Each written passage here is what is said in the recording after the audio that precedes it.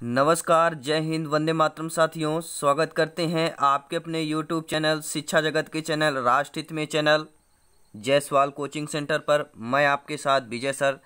दोस्तों, बात करेंगे पर्यावरण यानी कि इन्वायरमेंट के प्रैक्टिस सेट नंबर 9 की।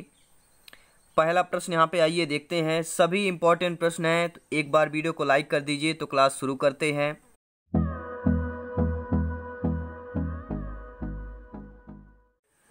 तो दोस्तों, पहला क्वेश्चन स्क्रीन पर यह है कि पिघले हुए मैग्मा से निर्मित चट्टान है, यानी जो पिघले हुए मैग्मा से निर्मित जो चट्टान है वह कौन सी है? आग्नेय है, अवसादी है, रूपांतरित है या इनमें से कोई नहीं। तो पिघले हुए मैग्मा से निर्मित चट्टान कौन सी है?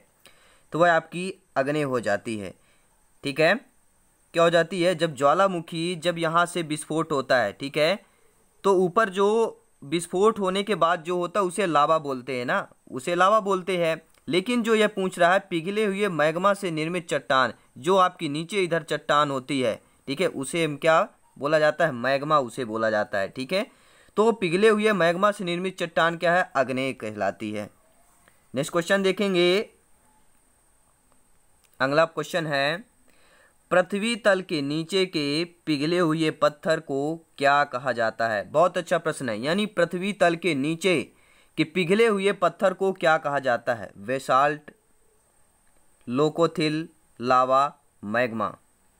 देखिए दोस्तों, मैंने अभी पहले प्रश्न में ही इसका आंसर बता दिया था। जब आपका कोई भी विस्फोट होता है, ठीक है, ज्वालामुखी, तो ऊपर जो निकलता है वो आपका लावा कहलाता है। ठीक है, क्या कहलाता है? लावा कहलाता है। लेकिन जो आपका नीचे ये बचता है वो आपका मैग्मा कहलाता है। यानी पृथ्वी तल के नीचे क्या कह रहा? पृथ्वी तल के नीचे पिघले हुए पत्थर को क्या कहा जाता है? तो आपको मैग्मा कहा जाता है। ठीक है, अगर यहीं पे पूछा जाता पृथ्वी तल के ऊपरी सतह पर पिघले हुए, ठीक है, पिघले हुए कुछ भी दे दिया जाता, पत्थर है, लावा है, तो आपको वह लावा होता। पिघला हुआ पदार्थ है तो आपका लावा होता है। लेकिन आपके पृथ्वी तल के नीचे के पिघले हुए पत्थर को पूछा गया तो आपका वह मैग्मा कहलाएगा। ठीक है, नेक्स्ट क्वेश्चन देखते हैं। अगला प्रश्न है, सभी इंपॉर्टेंट प्रश्न है, एक बार वीडियो को लाइक कर दीजिएगा, अपने सभी फ्रेंडों में शेयर कर दीजिएगा। प्रश्न आइए देखते हैं। क्वेश्चन यह है, पृथ्वी की पपड़ी में मुख्य रूप से शामिल है। जो पृथ्वी की पपड़ी होती है उसमें जो मुख्य रूप से क्या शामिल है? बॉक्साइट है, मैग्नीज है, सिलिका है, आयरन है। पृथ्वी की पपड़ी में मुख्य रूप से शामिल है, क्या शामिल है? तो आपकी इसमें सिलिका शामिल है। नेक्स्ट क्वेश्चन देखेंगे। अगला प्रश्न है, पृथ्वी की सबसे बाहरी परत को क्या कहा जाता है? ठीक है, ये हमारी जो पृथ्वी हो गई, ठीक है, मान लीजिए पृथ्वी हो गई, इसकी जो बाहरी परत है इसको क्या कहा जाता है? स्फीयर, पपड़ी, आवरण, केंद्र। तो पृथ्वी की सबसे बाहरी परत को भैया क्या कहा जाता है? तो सभी लोग जानते हैं पपड़ी यानी क्या होता है? पपड़ी समझ गए होंगे। मेरा संकेत मेरा बिल्कुल सही निशाने पे जा रहा है। ठीक है, तो पृथ्वी की सबसे बाहरी परत को पपड़ी कहते हैं। नेक्स्ट क्वेश्चन देखेंगे। अगला प्रश्न है, पृथ्वी की पपड़ी में सबसे ज्यादा पाया जाने वाला धातु कौन सा है? यानी जो पृथ्वी है हमारी, इसकी जो पपड़ी होती है ऊपरी सतह को पपड़ी बोला जाता है। ठीक है, इसमें सबसे ज्यादा पाए जाने वाला धातु कौन सा है? जिंक, तांबा, एल्युमिनियम, लोहा। ठीक है, तो इसमें जो सबसे ज्यादा पपड़ी में पाए जाने वाला तत्व है वह आपका एल्युमिनियम होता है। ठीक है, इसके बाद आपका लोहा होता है। पहले सबसे ज्यादा एल्युमिनियम होता है, इसके सेकंड नंबर में आपका लोहा होता है, याद रखिएगा। ठीक है, एक क्वेश्चन के साथ साथ 2-3 और आपको एडवांस यहाँ पे क्वेश्चन मिलते रहेंगे। जियोलाइट क्या भैया? जियोलाइट, तो जियोलाइट क्या है आइए देखते हैं। हाइड्रेट फेरिक ऑक्साइड नहीं है, सोडियम हेक्सामेटाफॉस्फेट नहीं है, सोडियम टेट्राबोरेट नहीं है। यह क्या है? जियोलाइट है आपका हाइड्रेटेड सोडियम एल्युमिनियम सिलिकेट। क्या है? जियोलाइट क्या भैया? Hydrated sodium aluminium silicate. याद रखिएगा, बहुत ही वेरी वेरी मोस्ट इंपॉर्टेंट प्रश्न है। सभी प्रश्न यहाँ पे इंपॉर्टेंट है। आइए नेक्स्ट क्वेश्चन देखते हैं। अगला प्रश्न है, हर भाई बहन, हर गृहिणी, हर शिक्षक बंधु का स्वागत अभिनंदन करते हैं जायसवाल कोचिंग सेंटर पर। वीडियो को लाइक और शेयर कर दीजिएगा। बात करेंगे अगले प्रश्न की। जब ग्रेफाइट चट्टानें रूपांतरित होती हैं तो उनसे क्या बनता है? यानी जब ग्रेफाइट चट्टानें होती हैं उनमें जो रूपांतरित होता है उनसे क्या बनता है, ठीक है, क्वार्टजाइट, नाइस, संगमर, स्लेट। तो ग्रेफाइट चट्टानें रूपांतरित होती हैं तो उनसे क्या बनता है, उनसे नाइस बनता है, ठीक है। नेक्स्ट क्वेश्चन देखेंगे, अगला प्रश्न है, स्क्रीन पर आ चुका है। प्रश्न यह है कि निम्नलिखित में से कौन सा आग्नेय शैल नहीं है, ठीक है, आपको बताना है निम्नलिखित में से आपका कौन सा आग्नेय जो शैल है वह नहीं है, आग्नेय शैल, ठीक है। आग्नेय यानी कि आग, आप समझ गए होंगे, आग से उत्पन्न होने वाला शैल, जो आग से बनने वाला शैल वह आपका नहीं है, डोलोमाइट, ग्रेनाइट, बेसाल्ट, गैब्रो। तो ये तीन जो है आपके दोस्तों, ये आपके क्या है, आग्नेय शैल से बनने वाले चट्टान हैं। आग्नेय शैल से बनने वाले हैं ग्रेनाइट, बेसाल्ट, गैब्रो, लेकिन आपका जो डोलोमाइट है वह आपका आग्नेय शैल से नहीं बनता है, ठीक है। तो आग्नेय शैल से बनने वाले कौन कौन से हैं, ग्रेनाइट, बेसाल्ट, गैब्रो हैं, और जो आपका डोलोमाइट है यह आग्नेय शैल से नहीं बनता है, ठीक है। बात आती है दोस्तों कि जो आपके पत्थर कितने प्रकार के होते हैं भैया, शैल आपके, देखिए, पहला होता है आग्नेय होता है, दूसरा आपका औषधि होता है, याद रखिएगा, ठीक है, बिल्कुल भैया कान खोलकर याद रख लीजिएगा, नोट कर लीजिएगा। आग्नेय के बाद औषधि होता है और तीसरा होता है कायांत्रिक, ठीक है। तीसरा क्या होता है यहाँ पे, कायांत्रिक होता है। पहला आग्नेय, औषधि और कायांत्रिक, तीन प्रकार के होती चट्टानें, ठीक है।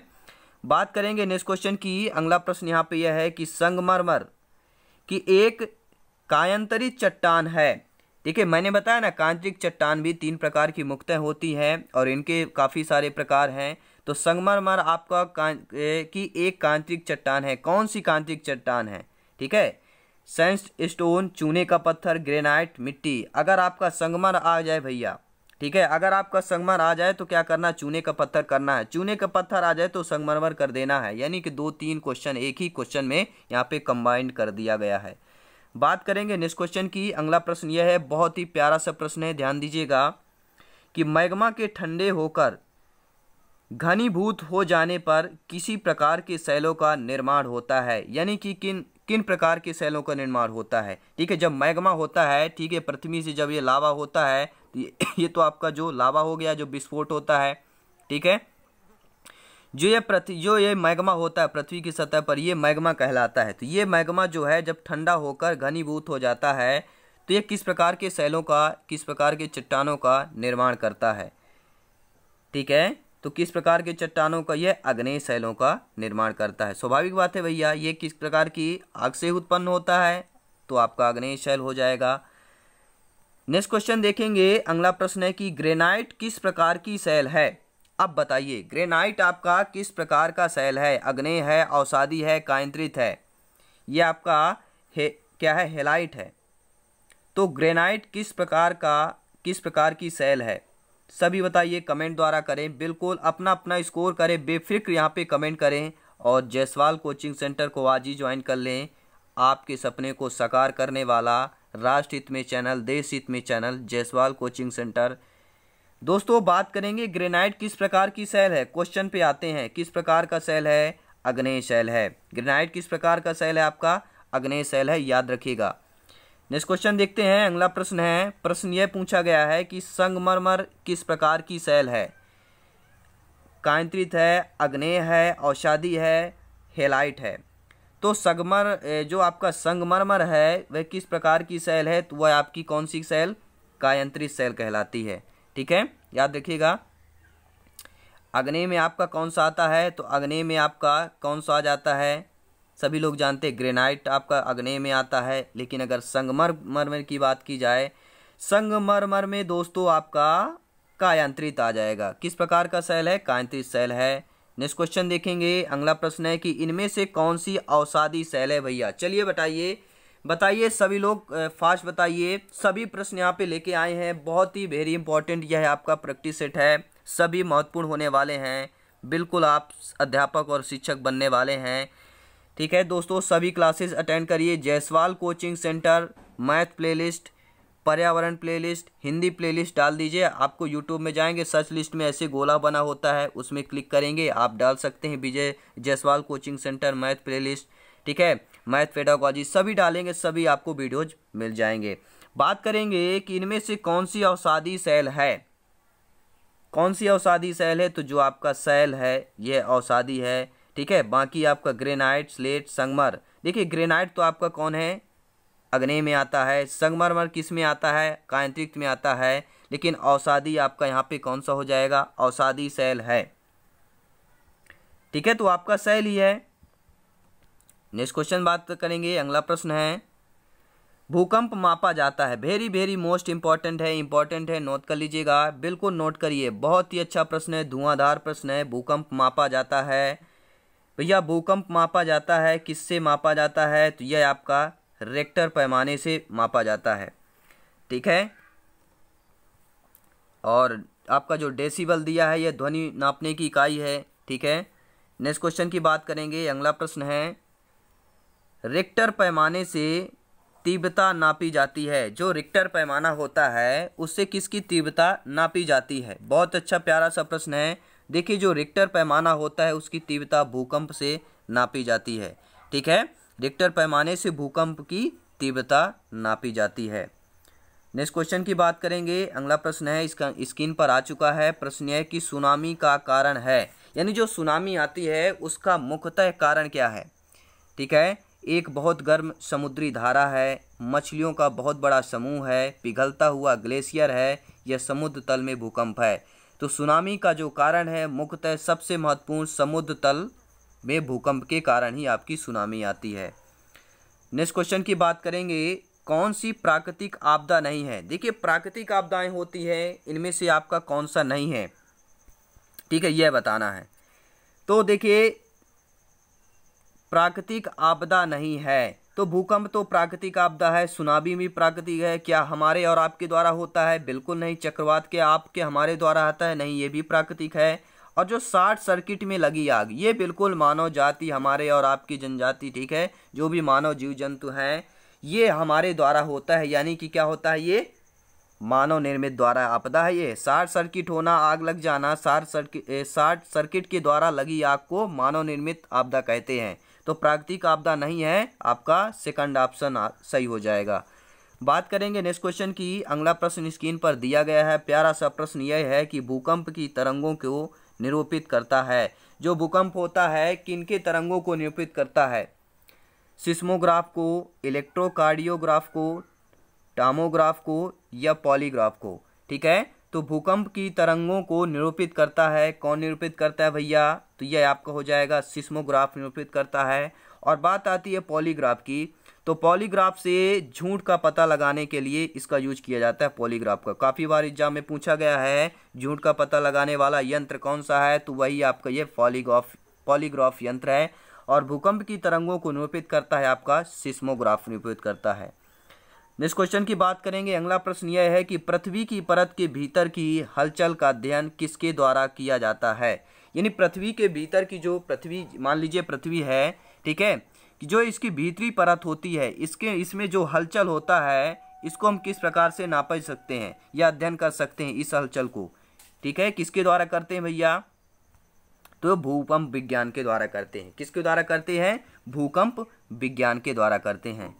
अगला प्रश्न स्क्रीन पर आ चुका है और प्रश्न यह प्यारा सा है कि वायुमंडल का प्रमुख स्तर जो पृथ्वी तल के नज़दीक है। वायुमंडल का प्रमुख स्तर बताइए जो पृथ्वी तल के नज़दीक हो। ये पृथ्वी हो गया भैया, 50, 60, 70, 80 किलोमीटर बाद आपका आता है क्षोभ मंडल आता है, वही आपका यहाँ है। वायुमंडल का प्रमुख स्तर कौन सा है जो पृथ्वी तल के नज़दीक हो, तो क्षोभ मंडल है। यहाँ पे आपके बादल उड़ते हैं, बारिश होती है, ठीक है, यहाँ पे वायु दाब भी रहता है, आपका क्षोभ मंडल के कारण ही रहता है। तो आपका राइट आंसर क्या हो जाएगा, सेकंड ऑप्शन आपका सही हो जाएगा। बात करेंगे अगले प्रश्न की। अगला प्रश्न यह है कि सुनामी नाम किसे दिया गया है, भूकंप को, चक्रवात को, ज्वारीय तरंग को, समुद्र के नीचे की तरंगों को। तो सुनामी नाम किसे दिया गया है, राइट आंसर क्या हो जाएगा, समुद्र के नीचे की तरंगों को ही सुनामी नाम दिया गया है।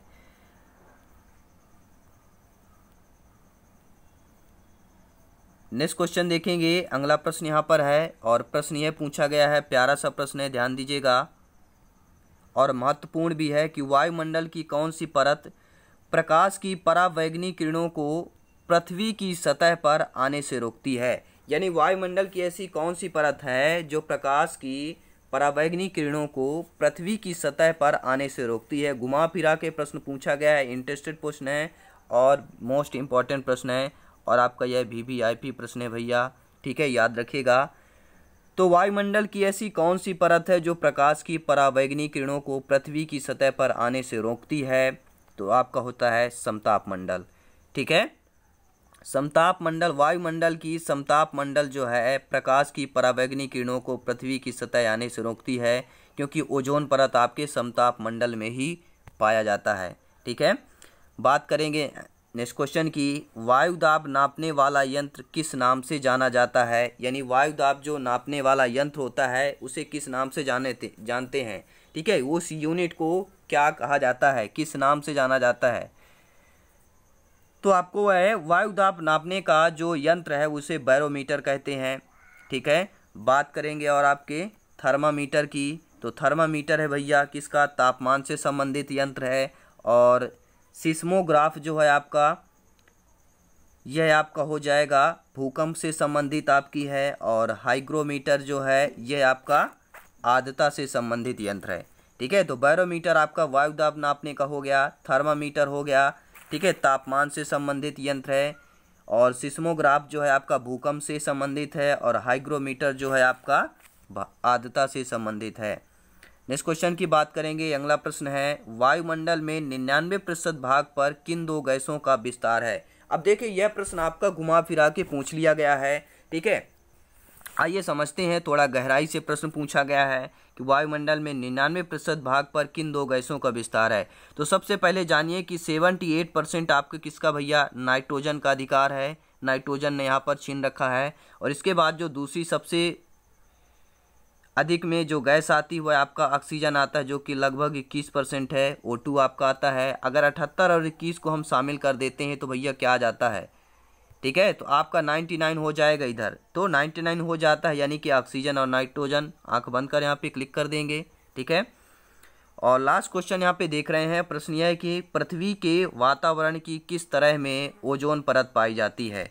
यानी पृथ्वी के जो वातावरण है इसमें ऐसी कौन सी परत है जिसमें आपकी ओजोन परत पाई जाती है? किस तरह में ओजोन परत पाई जाती है, किस तरह के वातावरण में ओजोन परत पाई जाती है, ठीक है। तो ये आपका पृथ्वी का सतह हो गया और इसमें पूछा गया ओजोन परत है। देखिए इसके पहले होता है कि आपका क्षोभ मंडल होता है, ठीक है। और क्षोभ मंडल के बाद आपका कौन सा होता है? तो कौन होता है भैया? क्षोभ मंडल के बाद क्या कौन सा होता है, सभी लोग बताइए। समताप मंडल होता है ना। देखिए जो पृथ्वी के वातावरण की किस तरह में पृथ्वी के वातावरण की किस तरह में ओजोन परत पाई जाती है, ठीक है। तो किस तरह के वातावरण में? आपको स्ट्रेटोस्फीयर के वातावरण में पाई जाती है। दोस्तों चैनल पे अगर पहली बार आए हैं तो चैनल को सब्सक्राइब कर लीजिएगा जायसवाल कोचिंग सेंटर पर। मुझे बहुत बड़ा दुख होता है दोस्तों, आप लोग शेयर नहीं करते हैं, तो बिल्कुल शेयर कर दीजिएगा इस वीडियो को सभी फ्रेंड्स में। जायसवाल कोचिंग सेंटर को यहाँ पे आप प्लेलिस्ट में जाएंगे, क्योंकि हमारी इच्छा राष्ट्र हित में शिक्षा है। और बिल्कुल लाइक और शेयर करके ज़रूर जाइए। नेक्स्ट क्लास देखने के लिए आज ही बेल आइकन प्रेस कर लीजिएगा। मिलते हैं नेक्स्ट क्लास में। जय हिंद, वंदे मातरम साथ।